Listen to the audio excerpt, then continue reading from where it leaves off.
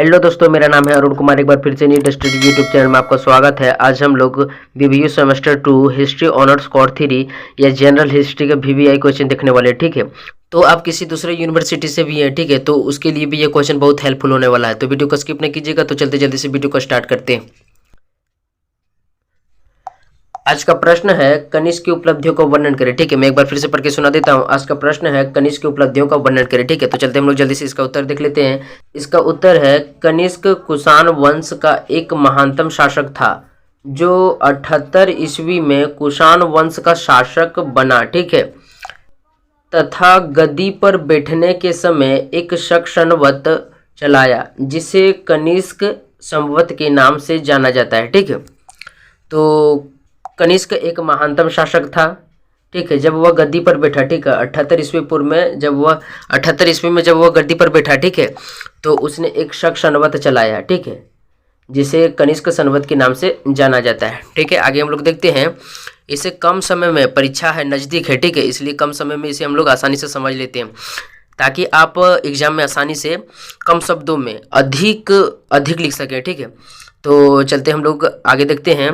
आगे है कनिष्क की उपलब्धियों को निम्न प्रकार से समझा जा सकता है। ठीक है, तो जो कनिष्क का उपलब्धियां है उसे हम लोग निम्न प्रकार से समझ सकते हैं। तो चलते हम लोग देखते हैं आगे। तो जो पहला उपलब्धि है, ठीक है, वह है साम्राज्य विस्तार। तो हम लोग देखते हैं इसमें क्या है। इसमें है कनिष्क एक शक्तिशाली शासक था जिन्होंने अपने बल पर अपने साम्राज्य का काफी विस्तार किया। ठीक है, कनिष्क ने उत्तर भारत से लेकर पूर्वी भारत को भी अपने साम्राज्य में मिला लिया था। ठीक है, तो यह पहला उपलब्धि था। ठीक है, दूसरा उपलब्धि हम लोग देखते हैं। दूसरा उपलब्धि है मूर्ति कला का विकास। ठीक है, कनिष्क ने अपने शासनकाल में मूर्तियों का काफ़ी ज़्यादा विकास किया। उस समय भारत में 2 शैलियों में मूर्ति बनाई जाती थी। ठीक है, जो पहला शैली देखते हैं हम लोग। पहला शैली है गंधार शैली और दूसरा शैली है मथुरा शैली। ठीक है, तो यह दूसरी उपलब्धि थी। तीसरा उपलब्धि हम लोग देखते हैं। तीसरा उपलब्धि है बौद्ध धर्म का विकास। ठीक है, कनिष्क एक धर्म उदार व्यक्ति था जिसके मन में सभी धर्मों के लिए आदर सम्मान की भावना थी। ठीक है, आदर तथा सम्मान की भावना थी। आगे हम लोग देखते हैं। आगे है कनिष्क बौद्ध धर्म को मानता था। बुद्ध की मृत्यु के बाद बौद्ध धर्म 2 भागों में बंट गया। ठीक है, पहला हीनयान और दूसरा महायान। ठीक है, आगे है कनिष्क ने बौद्ध धर्म के महायान शाखा को अपनाया। ठीक है, तो जो कनिष्क थे उसने महायान शाखा को अपनाया। ठीक है, तो आगे हम लोग देखते हैं। आगे है इसी के शासनकाल में चतुर्थ बौद्ध संगीति हुई थी।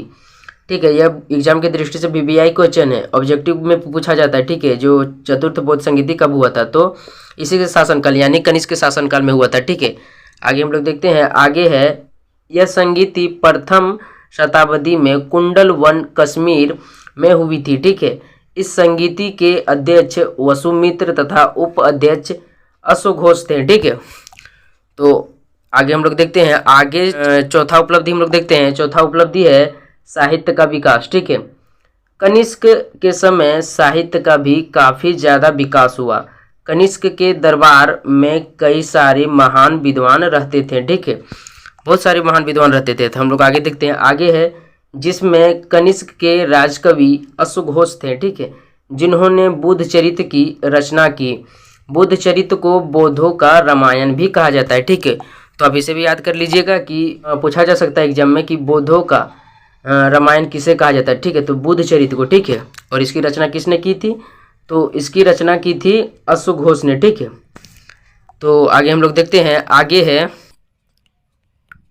इसके अलावे कनिष्क के दरबार में चरक नामक आयुर्वेदाचार्य भी रहते थे जिन्होंने चरक संहिता नामक चिकित्सीय ग्रंथ भी लिखा। ठीक है, तो आगे हम लोग देखते हैं।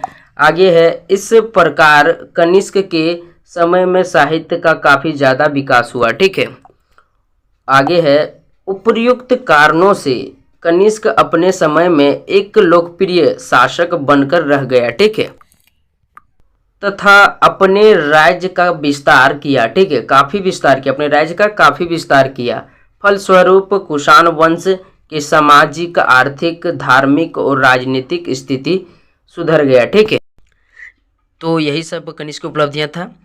एग्जाम की दृष्टि से यह VBI क्वेश्चन है, ठीक है। यह हिस्ट्री ऑनर्स कोर 3 और जनरल हिस्ट्री दोनों के लिए VBI क्वेश्चन है, ठीक है। तो आप इसे अपने से नोट करके रख लीजिए। तो आगे भी इसी तरह का वीडियो चाहिए तो जल्दी से चैनल को सब्सक्राइब कर लें और नोटिफिकेशन कॉल में प्रेस कर लें ताकि आपको एग्जाम के टाइम में हेल्प मिल सके।